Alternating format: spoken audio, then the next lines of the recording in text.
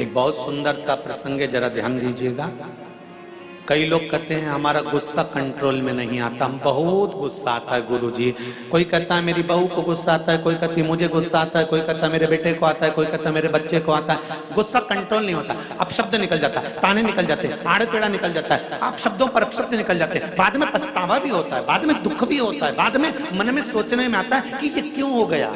तो कुछ दिन मूंगे का पानी, अगर मूंगा नहीं हो तो केवल जल का पात्र, उसमें केवल एक हरी मूंग डालकर शिव जी को वो जल चढ़ाना प्रारंभ कर दो।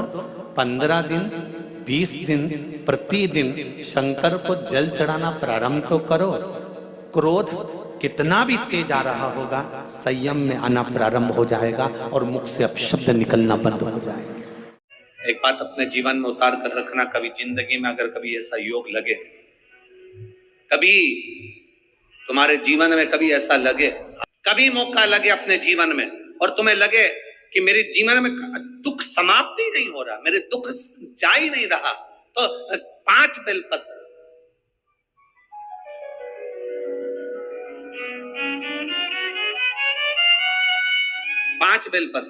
एक देखो इस पत्र में शिवलिंग लगा हुआ है, तो हम आपको इसी से समझा देते हैं। एक बेलपत्र जिसकी डंडी का भाग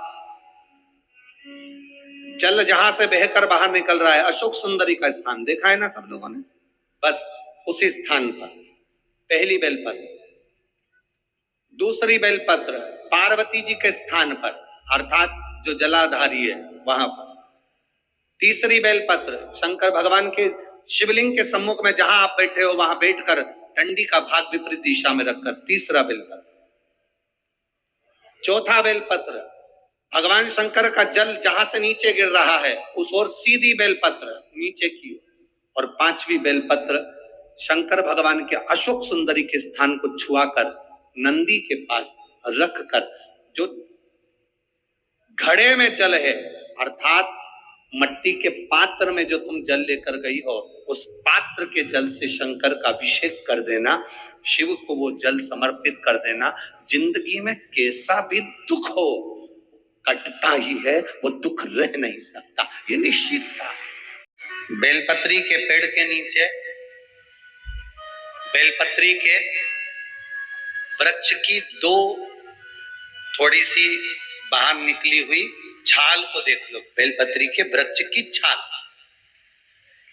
उस छाल पर कच्चा जो सूत होता है, धागा होता है ना, कच्चा धागा, सफेद कच्चा सूत, उस धागे को बेलपत्री की छाल पर 7 बार घुमा लो। चारों तरफ मत घुमाना, नहीं तो चारों तरफ धागा लेके घूम जाओ। बेलपत्री का जो वृक्ष होता है उस वृक्ष की छाल पर 7 बार घुमा लीजिए। बेलपत्री की छाल पर उसको घुमा लीजिए 7 बार घुमाकर, जब वो जनेऊ की तरह हो जाएगा ना, उसको उतार लीजिए। बेलपत्री के वृक्ष के नीचे घी का दिया लगाइए, हाथ में उसको रख लीजिए। जिस व्यक्ति को तुमने धन दिया और वो उलझ गया, नहीं दे रहा, पैसा पहुंचा नहीं रहा है, उस छाल पर जो धागा आपने लपेटा है, श्री शिवाय नमस्तुभ्यम का स्मरण कर कर बेलपत्री के पेड़ के नीचे कुंदकेश्वर महादेव का नाम लेकर उस धागे को शंकर भगवान को छुआकर महाराज माता पार्वती के चरणों में ले जाकर छोड़ दीजिए। अब विनती कर कर छोड़ दो और निवेदन कर दो, माँ मेरी इतना धन है, इतना पैसा है, विश्वास कर कर मैंने उसको दिया था, वो नहीं दे रहा, माँ से निवेदन करो। फिर कहेंगे संसार वालों के सामने जाकर रोगे तो दुनिया के लोग हंसी उड़ाएंगे। आप किसी से कह दो मेरा 5 लाख रुपए वो लेकर भाग गया, दिया काय को, हमसे पूछा था, हमने कहा था। दुनिया के लोगों के सामने जाकर कहोगे तो हंसी उड़ाएंगे, अच्छा है लेकर भाग गया, अच्छा है डूब गया। हमें किसी के सामने नहीं रोना। द्रौपदी के 5 पुत्र जब मारे गए तो द्रौपदी किसी के सामने जाकर नहीं रोई। द्रौपदी अगर रोई तो परमात्मा के चरणों में जाकर रोई। आप यदि कोई कार्य के लिए निकल रहे हो, कोई कार्य करने के लिए जा रहे हो और आपका मन उस कार्य में डामाडोल हो रहा है, ये होगा कि नहीं होगा, सफलता मिलेगी कि नहीं मिलेगी, मैं कोर्ट में जा रहा हूँ या पैसे पर जा रहा हूँ या कोई जमीन का लफड़ा है या कोई प्रॉब्लम है, इसमें सफलता मिलेगी कि नहीं मिलेगी? जब आपके दो मन हो, और ऐसा तो संसार में कोई जन्मा ही नहीं जिसके दो मन ना हो। घर से कथा सुनने निकलते हो तो दो मन हो जाते हैं, आज पीली साड़ी पहन के जाऊं कि नीली पहन कर जाऊं, दो मन जब भी हो जाते हैं। भोजन करने बैठते हो तो भी दो मन हो जाते हैं, दाल खाऊं कि गोभी की सब्जी से पहला टुकड़ा खाऊं। रोटी का पहला टुकड़ा जब तोड़ने का नंबर आता है तो सोच में आता है कि इससे खाऊं कि इससे खाऊं कि इससे खाऊं। दो मन तो वहां पर भी है। किसी के यहाँ शादी में गए, किसी के यहाँ शादी में पहुंचे और शादी में पहुंचकर वहां बहुत सारे स्टॉल लगे हैं, खाने की बहुत सारी व्यवस्था करी गई है। फिर दो मन हो जाते हैं कि मैं पहले चाउमीन खाऊं कि पानी पतासा खाऊं, गोलगप्पा खाऊं कि छम्मक लड्डू खाऊं कि मैं जलेबी खाऊं कि क्या प्रसाद। मन दो हर जगह।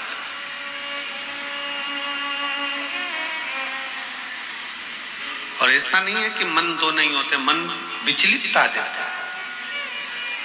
और शिव महापुराण की कथा कहती है कि कभी भी अगर कोई फॉर्म भर रहे हो, कोई एग्जाम दे रहे हो, कोई कंपटीशन एग्जाम में बैठे हो, या मेरे बेटे बेटी 10th और 12th का यदि एग्जाम दे रहे हैं, तो अपना दो मन मत करो, तुम एक मन बनाओ कि मैं इस एग्जाम में बैठ रही हूं और मेरा विश्वास कहता है कि मैं शंकर पर पूरा भरोसा करती हूं और मैंने रात दिन पढ़ाई करी है तो मैं पास होकर मानूंगी, तो वो पास होकर ही। और एक निवेदन और है, मान लो किसी कारणवश सफलता नहीं मिली और आप सफल नहीं हुए तो चिंता मत करना, चिंता करने की जरूरत नहीं है।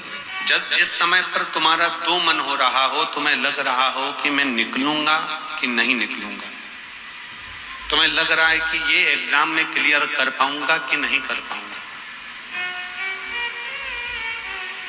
मैं पहुंचूंगा कि नहीं पहुंचूंगा, तो यही तीन स्थान,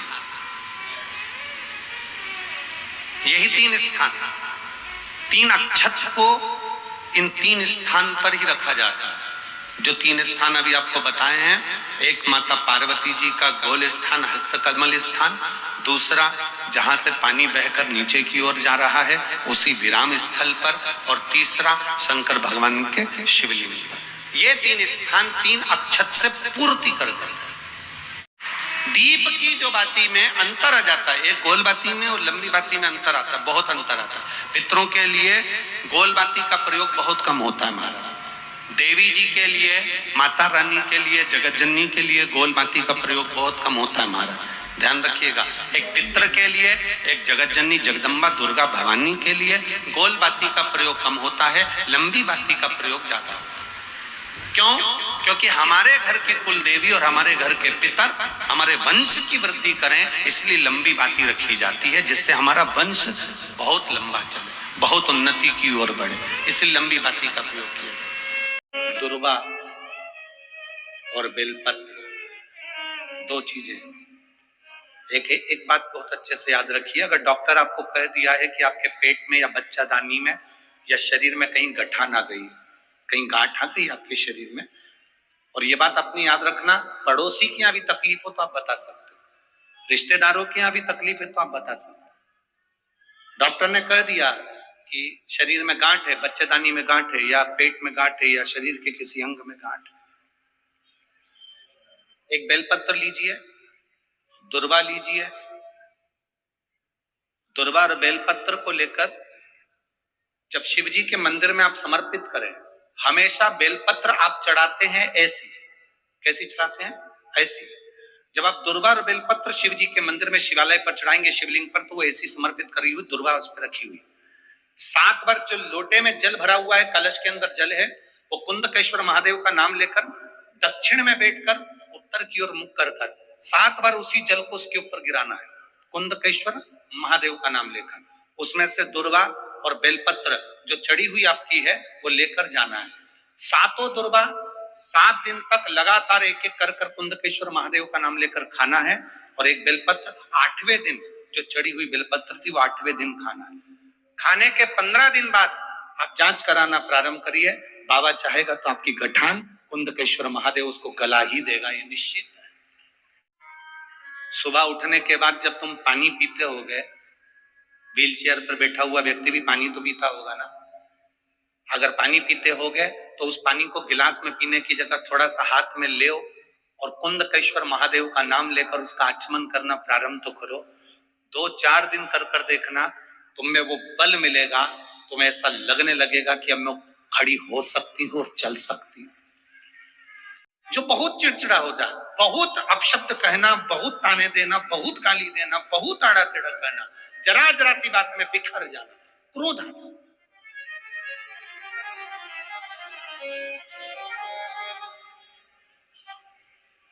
श्वेत पुष्प, सफेद पुष्प बेलपत्री के साथ जब देवाधिदेव महादेव के ऊपर समर्पित करा जाता है, थोड़ी देर चढ़े रहने के बाद बेलपत्र और श्वेत पुष्प में से सफेद पुष्प उठाकर बेलपत्री के वृक्ष के नीचे समर्पित कर दिया जाता है, जो शिवलिंग पे चढ़ाया गया, और उसका एक श्वेत पुष्प उठाकर शिव का चढ़ा हुआ बेलपत्री के वृक्ष के नीचे समर्पित कर दिया जाता है।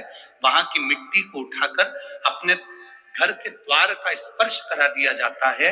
तो क्रोध करने वाला व्यक्ति, चिड़चिड़ करने वाला व्यक्ति कुंदकेश्वर महादेव का नाम लेकर जब वो रज लगाई जाती है, मिट्टी लगाई जाती है, तो वो धीरे धीरे क्रोध करना बंद कर देता है। घर में पूरे शांति और आनंद की अनुभूति होती है।